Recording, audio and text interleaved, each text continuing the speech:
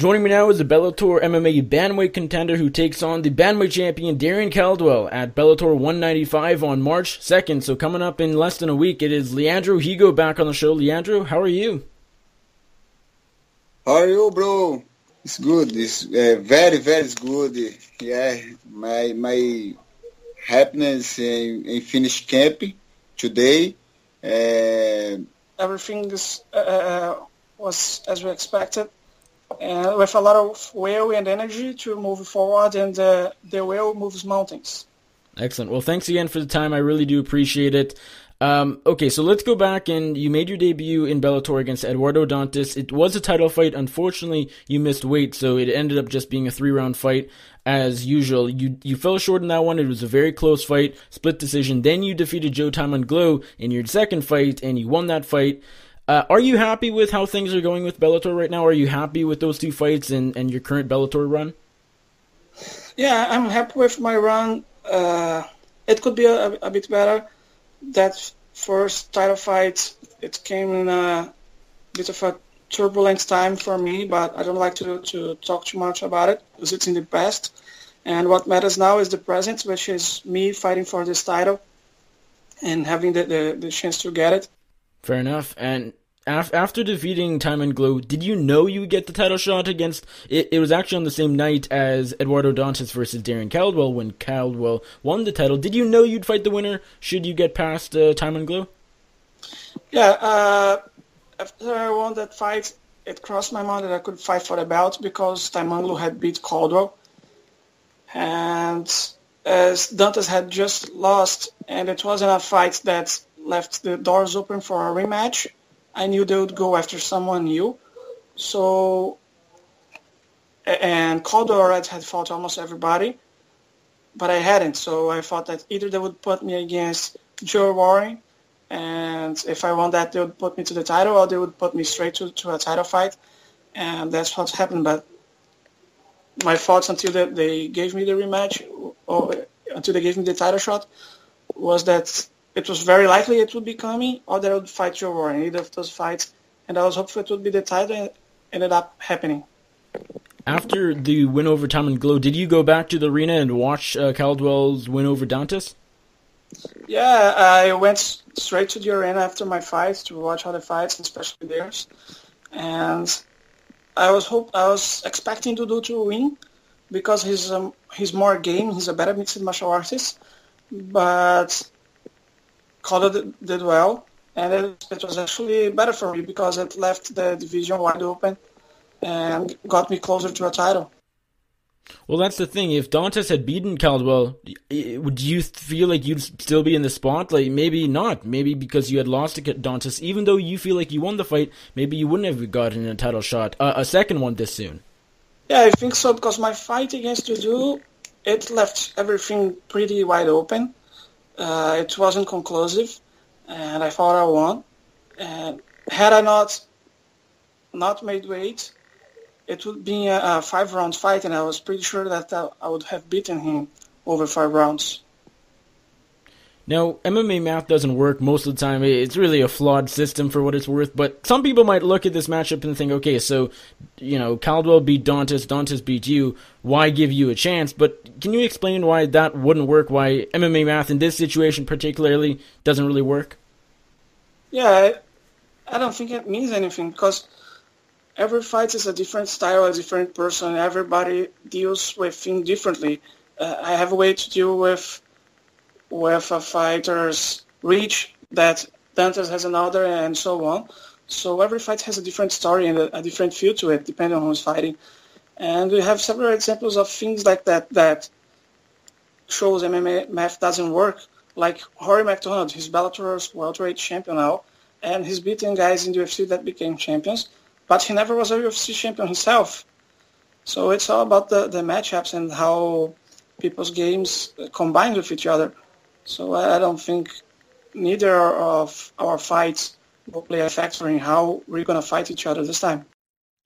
Do you feel extra pressure going on you going into this fight just because it's your second Bellator title fight, and if you come up short again, it'll be a while until you fight for the title a third time? Because typically, I mean, it's not the same opponent, so that's good. But nonetheless, usually if you get a couple title shots and you don't win either, you're not going to get a third one for a long time. Is there extra pressure or not really? No, this doesn't cross my mind at all, because the fighter that thinks about stuff like that, he already goes into the cage defeated. And that's not something that belongs to me. All that I think about is the win.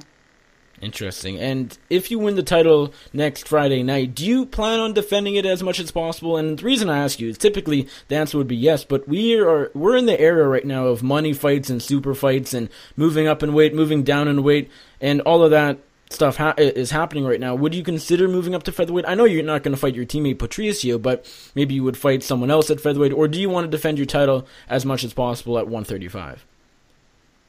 Yeah, right now, I just got in the organization, so my focus is on building a legacy and establishing my name with all the fans and Bellator itself.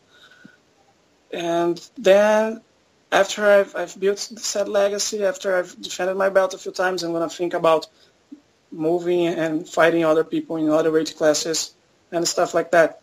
But money isn't crossing my mind right now.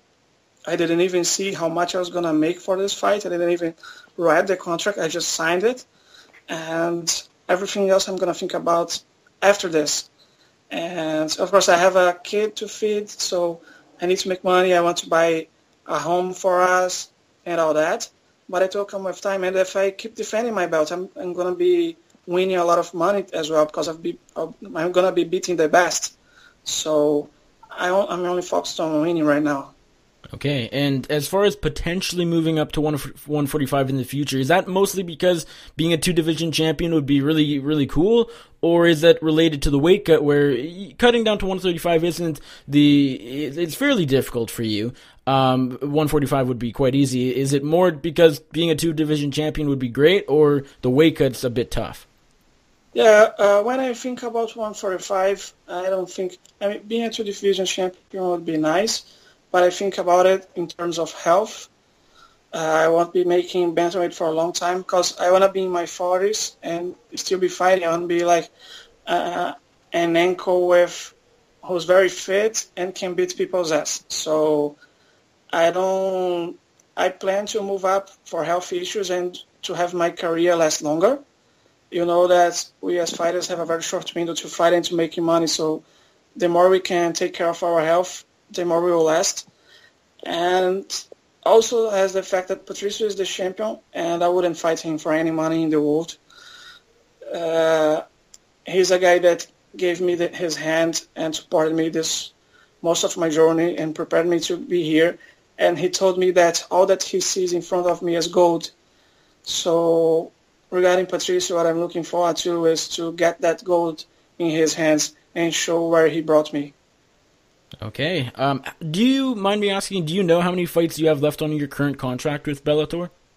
That is not something that's crossing my mind right now, because Bellator was the organization that treated me well and brought me in.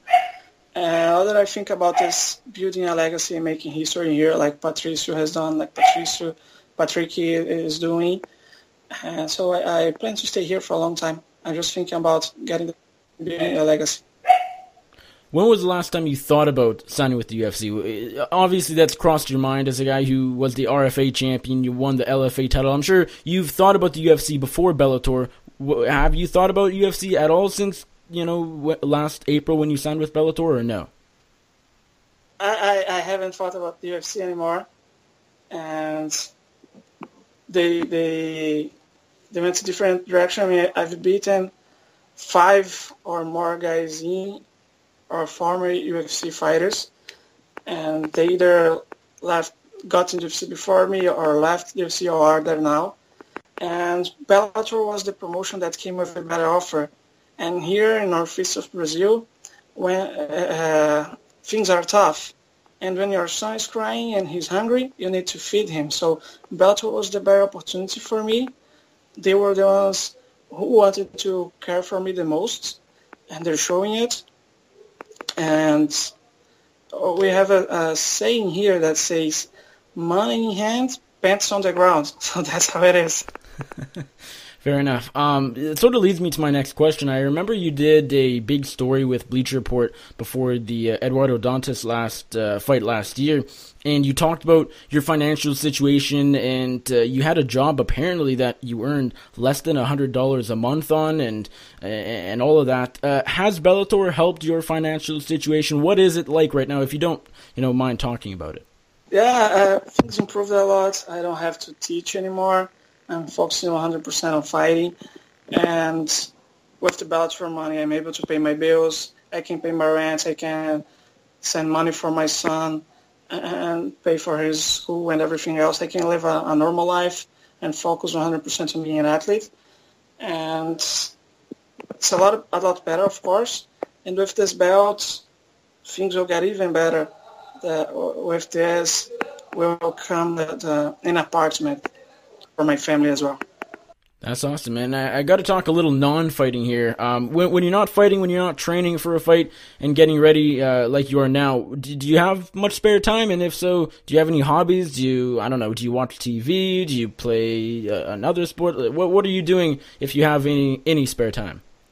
Yeah, I don't like going out much because most of the time I'm tired. When I'm not training, I'm tired, so I'm home. I need to rest. But when I'm not fighting, I like to go every Sunday. I go to the beach, and I like to go to the movies. When I'm home, I like to watch movies, series, and when I don't have my son, I chill out mostly by myself. And when my son is here, I like to take him for a ride, go expend his energy because he has a lot, and just enjoy my some quality time with him and focus my mind on other things. Awesome. What movies have you watched lately? Anyone stand out in particular? The movie, its name in Brazil is Até o Limite da Honra. I'm going to have to get back to you on the name of the movie in English because it's not very similar to what it was translated here in Brazil. And now he's watching the series on Netflix, La Casa de Papel. Okay, interesting. I don't think I've ever heard of that. What's that about? It's a big hit around here. So I believe, I don't know, not in the US, but you see a lot of people talking about it in the internet. It's about a perfect robbery that was planned to a bank that goes wrong. Okay, very interesting. Well, Leandro, thank you very much for the time. Before I let you go, one last question. How do you get the job done? Bellator 195 on March 2nd. You're taking on the Bellator bantamweight champion, Darrion Caldwell. How do you win Bellator gold? Knockout. Brutal. Leandro, thank you very much for the time. I appreciate it. Remind my audience where they can find you on social media, and if there's anybody you'd like to thank or you give a shout out to, the floor is yours. Thanks, bro. My opportunity, the side interview. My Instagram, Leandro Higo MMA. Twitter, Leandro Higo MMA. Facebook fanpage, Leandro Higo MMA.